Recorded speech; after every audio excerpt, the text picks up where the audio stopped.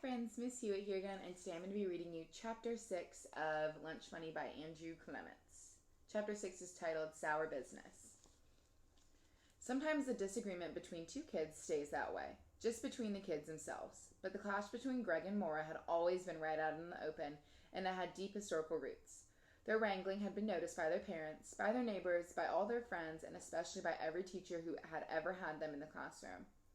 Greg and Maura squabble like cats and dogs all day long, always trying to outdo each other. The classroom's not big enough for these two around.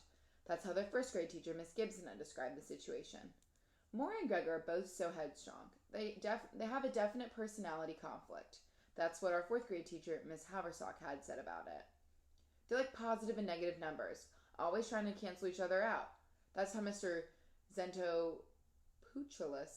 Pouchulus tried to explain it. Now that Greg and Maura were both in 6th grade, he was their math teacher. And as Greg himself stood there outside the music room on Thursday afternoon holding an eensy-beensy book, his long, thin face drawn into a fierce scowl, how did he describe his problem with Maura? I hate her guts. Strong words. It was an expression Greg had picked from watching old gangster movies. And it was also a stupid expression. Because of it, Maura Shaw guts had come walking down the hall, Greg wouldn't have recognized them. The truth is, all guts are pretty much alike. But Greg was not logically thinking at that moment, and saying that he hated Maura's guts did not feel like too strong of a statement. If anything, it wasn't strong enough. Because as far as Greg was concerned, Maura was no better than a common thief. She had always been a copycat, which would have been bad enough, but Greg couldn't stand it when she tried to weasel in on his money-making ideas. Maura had been a bother for years, and now this. Greg stuffed Maura's book into his pocket just as the bell rang. He ducked into the music room and sat down. Miss Chalmers immediatee began playing scales on the piano, and the class began singing warm-up exercises. Greg had his mouth open, and his voice went, ooh-wee, ooh-wee, ooh-wee, ooh, along with the others, but Greg's mind was elsewhere. He had big plans for Chunky Comics. Huge plans. And Maura was going to try to sell her stupid eensy-beensy books at school and try to steal his customers. Maura was going to eat into his profits and maybe even mess everything up. Something had to change. Maura, to be exact. He had to change, and she had to change right away, like today. But as Greg sifted through his past experiences with Maura, one particular incident jumped to mind, and it did not give him much reason to hope. Greg's first business outside his house was a lemonade stand. He had sold his first cup of lemonade at the end of June during the summer after 2nd grade, and he stuck with it every hot, sunny day all during July and August. The next summer, he sold lemonade again, and his customers came back. The second summer, he started using the honor system. People served themselves and just dropped quarters through a slot in the lid of a glass jar. That left Greg free to make money doing something like mowing the lawn at the same time. The first really hot day during the summer after 4th grade, he set up shop once more. His new sign announced, Greg's ice-cold lemonade, still just 25 cents. Less than an hour later, the trouble began, because there was Maura Shaw, right across the street, setting up her own lemonade stand under a bright beach umbrella with a big sign, Maura's Tasty Lemonade, only 20 cents. All afternoon, Greg had watched helplessly. About half of his customers stopped and bought lemonade from Maura. 2 days later, on a Saturday, it got hot again, and by noon, there was Maura sitting under her umbrella selling bargain lemonade. However, Greg had been thinking. He loaded an ice bucket and 2 jugs of lemonade into a red wagon. Then he began pulling the wagon around the neighborhood, delivering cold cups of lemonade right into the sweaty hands of people who were outside mowing and trimming and working in their gardens. Oh, and here's a picture of Greg's sign right here. Greg's ice cold lemonade, and here's a picture of Maura's. Tasty lemonade, 25 cents, 20 cents. You can see how this would be a problem. Direct delivery was a great idea, and some people bought 2 or 3 refills. Greg was making good money. But 20 minutes later, there was Maura on the other side of the street pulling a wagon, selling her lemonade exactly the same way. Greg had gotten furious. He looked both ways, and then he'd marched across Maple Avenue and planted himself in front of Maura on the sidewalk. She'd pushed a few strands of damp yellow hair off her forehead. She looked Greg right in the eye and said, "You're in my way." Greg shook his head. "No, you're in my way. You're the one who's stealing my customers and my ideas." Maura didn't blink. "I can sell lemonade if I want to. Anybody can. Like my mom. She sold lemonade when she was little. She told me so, and I can pull my wagon around anywhere I want to." And then Maura had taken a step closer, and her freckled nose about 3 inches from Greg's, her eyes big and blue and absolutely fearless. So get out of the way. Maura probably outweighed him by 15 pounds back then, and Greg hadn't wanted to have a shoving match, so he moved off the sidewalk. But as her wagon went by, he had kicked the back wheel and said, "Why don't you try coming up with an idea of your own?" Maura said, "Maybe I will," and she stuck out her tongue. "Yeah," said Greg, "except you don't even have a brain." "I do too." "So prove it," said Greg. "Maybe I will," Maura said again, and Greg said, "I doubt it. Brainless." For about a week after that, Maura didn't show up on the lemonade trail, and Greg had thought, "I guess I told her." The weather stayed hot, and Greg had been making $2, sometimes $3 or $4 a day. Then one afternoon, he spotted Maura going from door to door around the neighborhood. She was wearing a yellow dress and white socks and little black shoes, and she was carrying something in a wooden basket. Greg couldn't tell what Maura was selling, but he could see that money was changing hands. He'd watched for about 10 minutes, dying to see what she was up to. Finally, he couldn't stand it. Greg slipped out his side door, ran across the backyard, trotted down the alley, tiptoed between 2 houses, and hid in the bushes next to the Jansens' front porch. He had to wait almost 10 minutes, crouched in the scratchy hemlock branches, swatting at mosquitoes. Then Maura had crossed the street and walked up to the Jamesons' front steps. Her feet on the wooden porch sounded like a bass drum.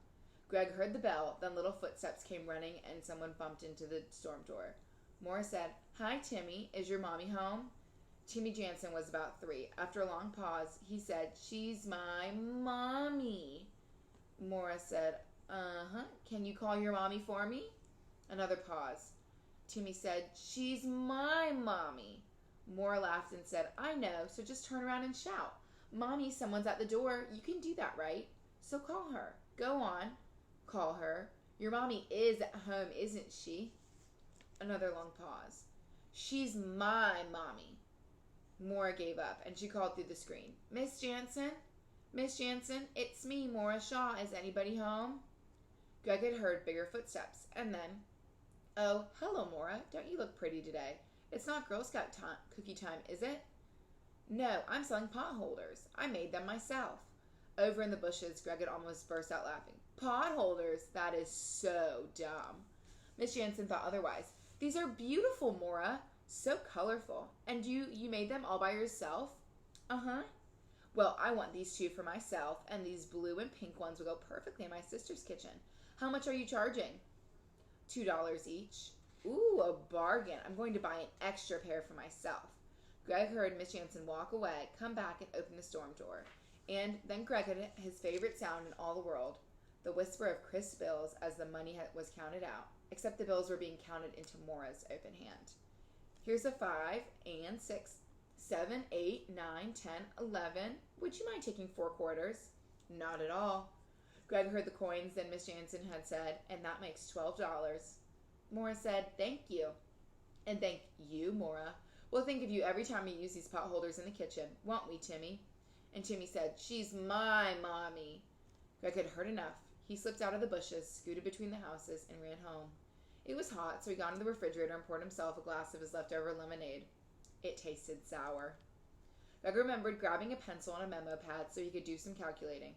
If Maura had gone all around the neighborhood, and if every mom was home and had bought a couple of pot holders, then she might have made as much as $50 in one afternoon. $50 was serious money.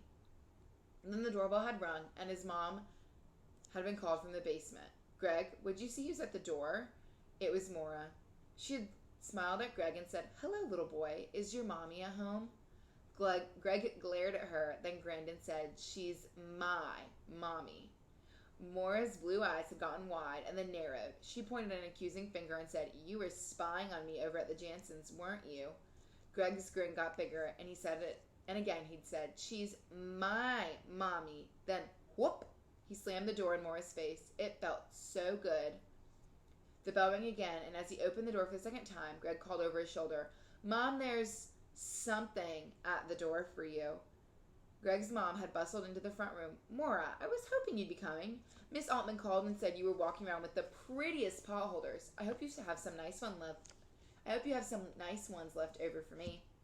Greg had gone up about 4 steps on the front hall stairs and leaned against the banister so he could look over his mom's shoulder. There was a yellow cloth covering the bottom of the basket, and the pot holders were arranged so they looked like diamonds instead of squares. "Those are lovely, Mora. How much do they cost?"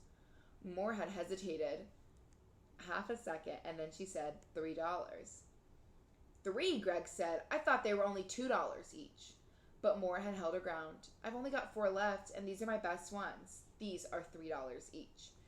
Greg had known exactly what Mora was doing. She was raising her prices, trying to discover the most a customer would actually pay. And it was a smart thing to do, something Greg would have done himself. And sure enough, his mom had said, "Only $3 for a beautiful, handmade pot holder? I'll take all 4 of them," and she'd gone to get her purse.